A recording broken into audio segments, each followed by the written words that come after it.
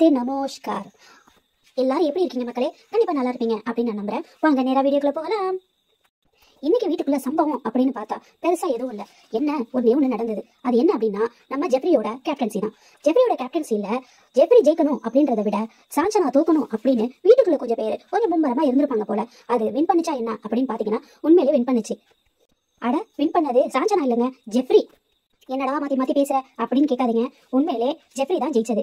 ஒரு வழியா காலையில வேகப் சாவுக்கு அப்புறம் கொஞ்சம் கச்ச முச்சண்டு பேச்சதுக்கு அப்புறமும் கேப்டன்சி டாஸ்க்னு காலையிலேயே ரொம்ப சீக்கிரமாவே நம்ம பிக் பாஸ் தொடங்கிட்டாரு. தொடங்குற கொஞ்ச நேரத்திலேயே எப்படி நாம சாஞ்சனா எவிக்ட் ஆகணும் அப்படின்னு மக்கள் துடிப்பா துடிச்சிட்டு இருக்க மாதிரி சாஞ்சனா வின் பண்ணக்கூடாதுன்னு துடியா துடிச்சிட்டு இருக்காங்களா தெரியல. ஆனா நினைச்சாங்க, அவங்க நினைப்பு இங்க ஒர்க் அவுட் ஆச்சு. கடைசியில நம்ம ஜெஃப்ரி தான் இந்த கேப்டன்சி டாஸ்கை வின் பண்ணாரு. அதுல யாருக்கு அதிகமான சந்தோஷமோ இல்லையோ, நம்ம சௌந்தர்யாக்கு ரொம்ப சந்தோஷம்னு அதோட ஃபைனல்ல நல்லாவே தெரிஞ்சிச்சு. எங்க சௌந்தர்யா அப்படி என்னங்க சாஞ்சனா மேல உள்ள காண்டு? ஐயோ, அதை நான் சொல்லலைங்க, மக்கள் கேக்குறாங்க. இது சாஞ்சனா மேல உள்ள காண்டா இல்ல ஜெஃப்ரி மேல உள்ள பாசமாண்டு அவ்வளவு துள்ளி குதிச்சுட்டாங்க.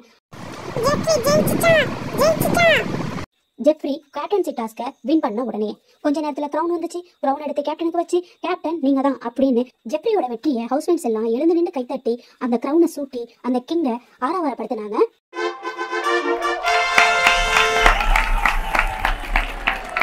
என்னடா ரொம்ப நேரமா சைலண்டா போயிட்டு இருக்கு, ஒரே நல்ல விஷயமாவே இருந்துட்டு இருக்கே, என்னடா நடக்குது வீட்டுக்குள்ள அப்படின்னு நினைக்கிறீங்களா? இதோ உங்களுக்காகவே ஒரு விஷயம் வெயிட் பண்ணிட்டு இருக்கு. நம்ம சாஞ்சனா இருக்கிற இடத்துல அது நடந்துருமா?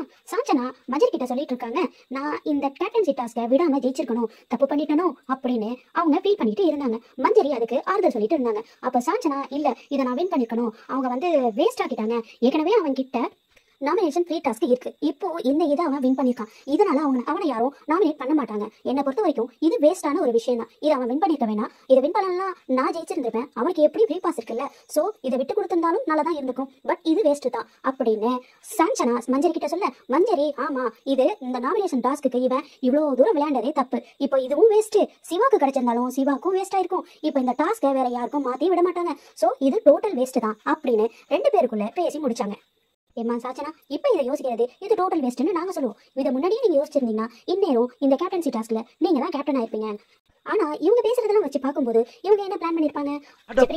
நாமினேஷன் பாஸ் கேம் விளையாடிட்டு இருந்தீங்களோ, இப்ப புரியுது உங்க பிளான் என்னன்னு.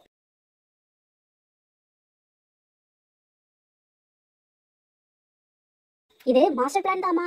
அடுத்த கொஞ்ச நேரத்துல நம்ம ஜெஃப்ரியும் நம்ம முந்தின கேப்டன் தீபக் மாதிரியே நல்ல கலகலப்பா வீட்டை வச்சுக்கணும்னு சொல்லி கண்ணை கட்டி எல்லாரையும் டச் பண்ற விளையாடிட்டு இருக்கும் போதே ஓபன் நாமினேஷன், எல்லாரும் வாங்க, உங்களுக்கான இடம் இருக்கு, அதுல எதிரெதிரே நின்று உங்களோட ஓபன் நாமினேஷனை நீங்க சொல்லுங்க, ஒருத்தரோட ஒருத்தர் நீங்க நாமினேஷன் பண்ணிக்கணும் அப்படின்னு சொல்லி பிக் பாஸ் ஒரு குண்டை தூக்கி போட்டாரு. இப்படி சொன்ன உடனே நம்ம ஹவுஸ்மேட்ஸ்க்கு மூஞ்சி கொஞ்சமா சுரிஞ்சிருச்சுன்னு சொல்லலாம். ஏன்னா கண்டக்ஷன் ரூமுக்குள்ள யாருக்கு தெரியாம ஊம குத்துறது வேற, இப்போ நேருக்கு நேர் குத்திக்கிறது வேற இல்லையா? அதனால கொஞ்சம் யோசிச்சாலும் அதுக்கப்புறம் என்ன, ஆக்டிவிட்டி ரூம்ல உள்ள பூந்த எல்லாருமே மாறி மாறி சர மாதிரி குத்திக்கிட்டாங்கன்னே சொல்லலாம். ஆக மொத்தத்துல இந்த வாட்டி ஓபன் டாஸ்க் ஓரளவுக்கு பரவாயில்ல, ஆனா வேற லெவல் அப்படின்னு சொல்ல முடியல. ஒரு வழியா நாமினேஷன் ப்ராசஸ் முடிஞ்சதுக்கு அப்புறம் கொஞ்ச நேரத்திலேயே பிக் பாஸும் யாரெல்லாம் நாமினேஷன் அப்படின்னு ரூமுக்குள்ளேயே அறிவிச்சிட்டாரு. எப்பவுமே கொஞ்சம் லேட் பண்ணுவாரு, இப்போ ரொம்ப சீக்கிரமாவே அறிவிச்சிட்டாரு. யாரெல்லாம் அந்த நாமினேஷன் அப்படின்னு பாத்தீங்கன்னா, சாஞ்சனா, ராணவ், மஞ்சரி, தர்ஷிகா, ஜாக்குலின், ஆனந்தி, ரஞ்சித், ரயான், சௌந்தர்யா, இவங்க எல்லாரும் இந்த வாரத்தோட நாமினேஷன் லிஸ்ட்.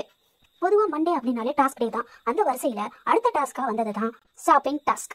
ஷாப்பிங் டாஸ்க்ல ஒரு டிஃபரெண்டா ஏதோ யோசிக்கிறேன்ற பேர்ல ஒரு பாட்டை போட்டு விட்டு அதுக்கு யார் கரெக்டா ஆடி அந்த பேரை கண்டுபிடிக்கிறாங்களோ அவங்களுக்கு 500 பாயிண்ட், அதாவது பிபி கரன்சி அப்படின்னு சொல்லிட்டாங்க.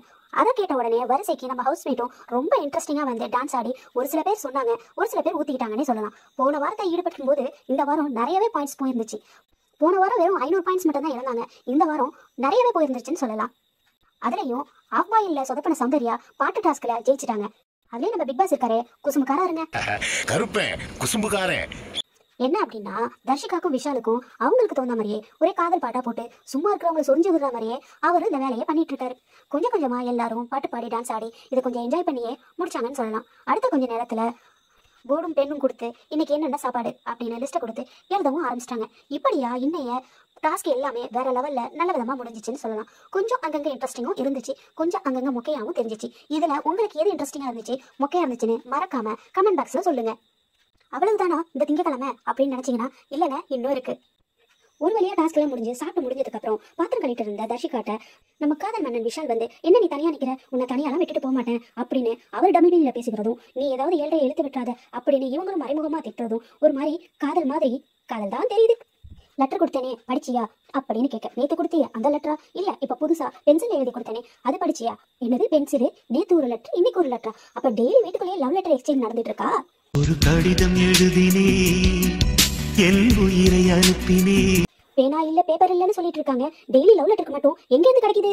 சரி நம்ம மேட்டருக்கு வருவோம். உடனே விஷாலும் தர்ஷிகாட்ட நீ தானே படிச்சு காட்டுறேன்னு சொன்ன, வா நீ வந்து படிச்சு காட்டு அப்படின்னு அவரும் செல்லமா கூப்பிட, நீயே போய் படி, இவருக்கு ஒருத்தவங்க படிச்சு வேற காட்டுவாங்க, போய் படிடா அப்படின்னு அவங்களும் செல்லமா திட்ட, ஒரு கடிதம் எழுதுறேன் அதுல ஆடியன்ஸ் உயிரை எடுத்தேன் அப்படின்ற ரேஞ்சுக்கு போனுச்சு இவங்க ரெண்டு பேரோட கான்வர்சேஷன்.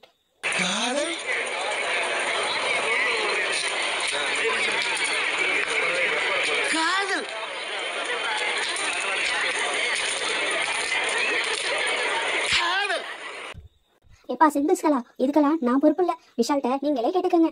மொத்தத்துல காதல் கத்திரிக்கான்னு ஏதோ ஒண்ணு வளர்த்து விடுறாங்க பிக் பாஸ்ல.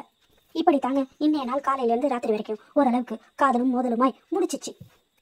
இதெல்லாம் பார்க்கும்போது உங்களுக்கு என்ன தோணுது, சிங்கிள்ஸ்ல உங்களுக்கு என்ன தோணுது அப்படின்றத மறக்காம கமெண்ட் பாக்ஸ்ல சொல்லிடுங்க.